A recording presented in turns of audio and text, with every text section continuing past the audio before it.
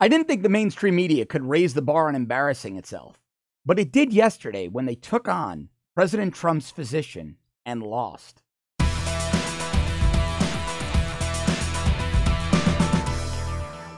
The mainstream media is inconsolable. They're hysterical because the president's doctor, Navy Rear Admiral Dr. Ronnie Jackson, pronounced President Trump in good mental and physical health, in good cognitive health. In fact, he said the president was just a bit overweight and his cholesterol was a bit high, but overall, he's in very, very good health and there are no signs of cognitive problems despite the mainstream media histrionics to the contrary. But of course, that wasn't enough for media elites in the White House press corps.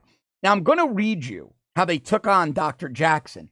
But first, I want to read you a little bit about Dr. Jackson. And I wanted to note that Dr. Jackson was also Barack Obama's physician. He assumed the position as White House physician, the one who actually treats the president, in 2013. So now remember, the mainstream media questioned him, took him on, questioned his professionalism, his diagnoses, etc.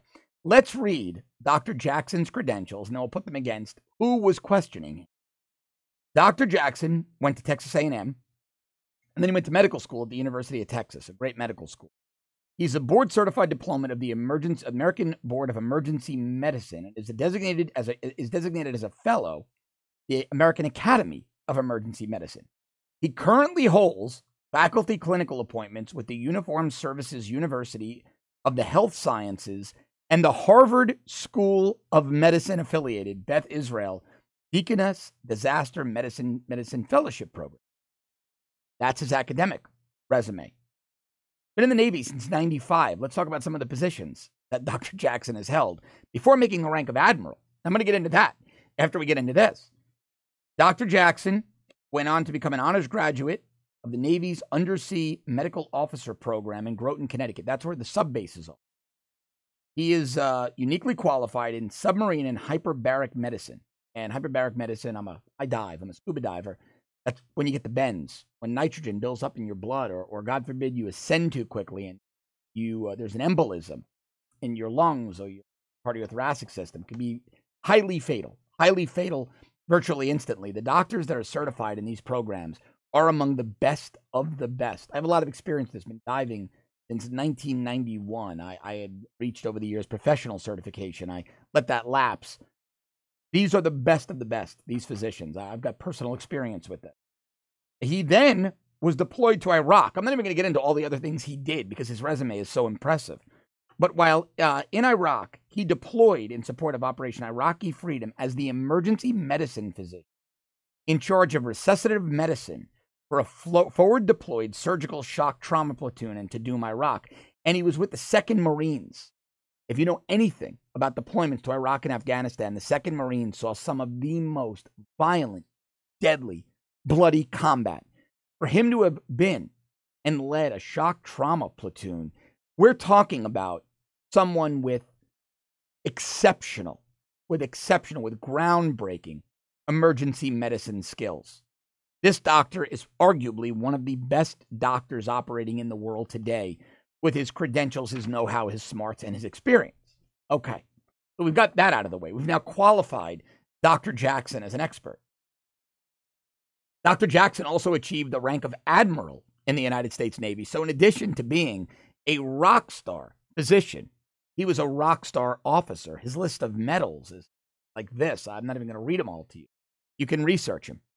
The man is an American patriot, an exemplary American, rank of admiral, rock star physician. He winds up in the White House on the medical team in 2006, and in 2013, under Obama, he's appointed the president's primary physician. And Donald Trump, seeing how exceptional Dr. Jackson is at what he does, kept him on. That's often how it goes. The president has to like the doctor that's working in the White House, and he apparently does, and I can see why anybody would want Dr. Jackson as their physician. But that wasn't enough for the liberal media. They know better. They know better. So he briefed them for about an hour, and I've watched the press conference over and again, and it's just great. The look on his face is disdain. He's like, who are you morons questioning me? Now, the admiral came out, Dr. Jackson, and he said, I've given the president the Montreal Cognitive Assessment, the standard in the industry. It's known as the standard with the American Psychiatric and American Psychological associations. And he said the president scored a 30 out of 30, which is equivalent to a perfect score. His cognitive ability is fine. But that didn't stop mainstream media, the fake news media, from trying to imply that the doctor dropped the ball on his diagnosis. So I'm going to read you a couple of the back and forths from the interview. Jim Acosta's is one of my favorite. Jim might annoy us, but he never disappoints. So it starts with NBC's Haley Jackson, no relation to Dr. Jackson, asking Dr. Jackson to repeat his statements about the president's mental fitness and alluding to Trump's tweets about being a stable genius. Now, last week on the show, or earlier this week, actually, I told you all about the president learning how to speak Trump and me understanding it because I'm a guy from Queens. Well, that's what the stable genius tweet was about. He was mocking the people that were trying to claim that he was mentally unfit. Bloomberg's Shannon Pettypiece brought up the media obsession over Trump supposedly slurring his words. But ABC's Cecilia Vega brought up a bewildering, they described it as a bewildering question moments. Quote, she said this to Dr. Jackson. Quote, could you just elaborate in layman's terms, if possible, and you've done a great job at that, what you ruled out in these cognitive tests? You know, there have been reports that the president has forgotten names, that he's repeating himself. Are you ruling out things like early onset Alzheimer's? Are you looking at dementia-like symptoms? Now, let's think about that for a second. We looked at Dr. Jackson's credentials. He pronounced the president healthy, mentally, physically healthy. Hillary Clinton, in 2016, at the 9/11 memorial on September 11, 2016, was caught on multiple cameras, dropping like a sack of potatoes and being thrown in her van like a side of beef. When those of us in conservative media brought it up, we were called insane conspiracy theorists. My friend, Dr. Drew Pinsky, lost his HLN television show for diagnosing or speculating on Hillary Clinton's health. Nancy Pelosi, at nearly every outing these days, slurs her words, goes off on incoherent rambles. Dianne Feinstein is tripping over words. These are older women. But if we dare comment on that, we're insane conspiracy theorists trying to deflect. Trump has one vocal misstep, and all of a sudden, he's got Alzheimer's and onset dementia. That's how biased the media is. They don't even hide it. That's how biased they are. Well, CBS News radio correspondent Stephen Portnoy took it even a step further. He's talking about the 25th Amendment, the amendment that would allow the cabinet to remove the president for lack of fitness. It's incredible. Quote, a lot of people in the country have been talking about it. No, Steve, not a lot of people in the country. You and your mainstream media elite colleagues who are still horrified that Trump defied your orders and won the election. Hillary was supposed to win. He then goes on to say, at which point he asks the doctor a philosophical question about at which point would Dr. Jackson advise the cabinet that the president is unable to discharge his duties? The doctor basically looked at him like he was a lunatic. And think about why you would pose that question if you were a journalist. Because any answer the doctor gives, you could turn around and spin and say, well, see, Dr. Jackson is thinking about this. He found something that makes him uncomfortable with regards to the president's mental fitness. But Dr. Jackson didn't give these morons an inch. And then arrived CNN's Jim Acosta. Little exchange here. Jim Acosta, quote, just to make sure we're clear on this, when you, Dr. Jackson, analyzed President Trump's cognitive ability or his neurological functions, that's not the same thing as a psychiatric or psychological exam. Dr. Jackson, it's not, no. It's a screening assessment for cognitive impairment. Now, the Washington Post and Washington Post Ashley Parker wasted no time, but the best questions were from CBS's Margaret Brennan. And this is the one that goes to the heart of why I read you Dr. Jackson's resume.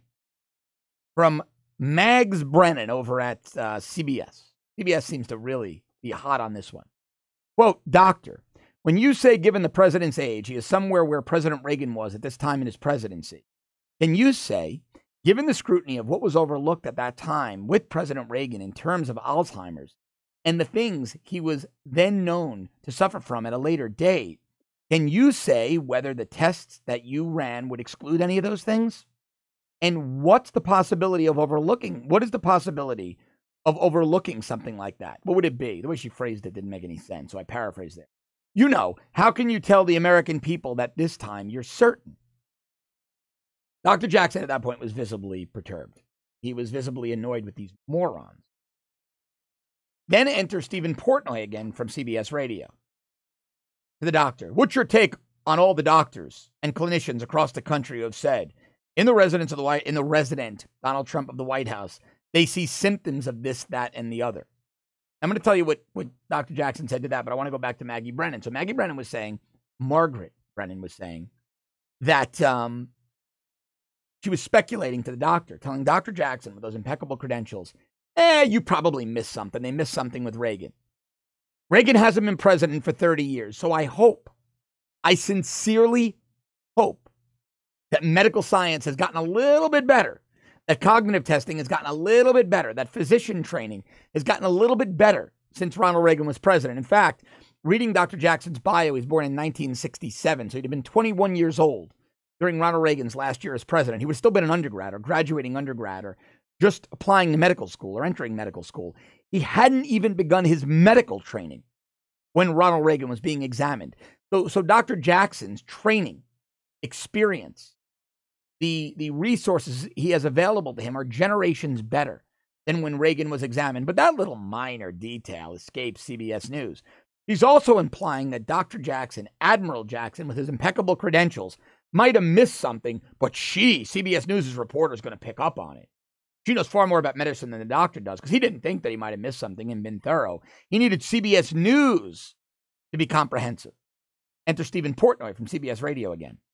So what is your take on all the doctors and clinicians across the country who have said, in the resident of the White House, President Trump, they see symptoms of this, that, and the other? Well, that's a clinical question, right? Symptoms of this, that, and the other. And Dr. Jackson, looking annoyed, says, symptoms in what way?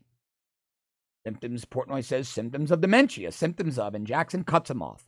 And he says, and I was glad he said this, I would say that the American Psychiatric Association has said too, I would think that people shouldn't be making assessments about the president unless they've had the opportunity to get to know him and examine him. And he then goes on to say, I'm not going to address it or fall into responding into those questions or accusations. Think about what Stephen Portnoy at CBS News was asking Dr. Jackson, or telling Dr. Jackson. Basically saying, Dr. Jackson, you're the White House physician. You have this resume of impeccable credentials. In addition to being an impeccable naval officer made it to admiral, you're the best of the best of the best at what you do. You spend time with the president. Your office is in the White House. You see the president regularly. You personally know the president. You examine the president. You gave the president a detailed mental, physical, and cognitive physical exam. But hey, what the hell do you know? Shouldn't you be listening to these armchair shrinks diagnosing the president on Twitter? I mean, how dare you, after giving the president a clinical exam, come out here and contradict our Twitter experts? That's exactly what the mainstream media was saying here. This is how biased they are. They embarrass themselves, and they don't even realize they embarrass themselves. And I am just so happy today that they are inconsolable, that they are hysterical, that Donald Trump is in great health. The Dow crashed through 26,000. Barring anything extreme, he's going to win a second term, and they have got to live with a very healthy, very successful President Trump and be hysterical for the next 7 years. If you enjoy this content as much as I enjoy bringing it to you, please subscribe to our premium service at www.therebel.media/shows. And don't forget to catch my new 1 hour long show, Off the Cuff Declassified. You're going to love it. Thanks so much for watching. I'll be back with you tomorrow.